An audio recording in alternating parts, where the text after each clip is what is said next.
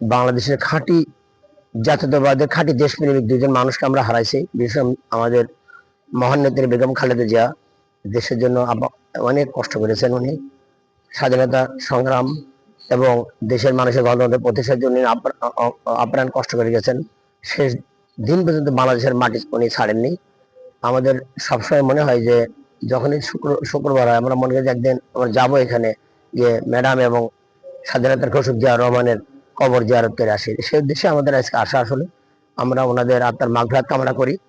ওনাদের সুযোগ্য সন্তান জনাব তারেক রহমান বর্তমানে বাংলাদেশের প্রধানমন্ত্রী, ওনার নেতৃত্বে বাংলাদেশে এগিয়ে যাবে।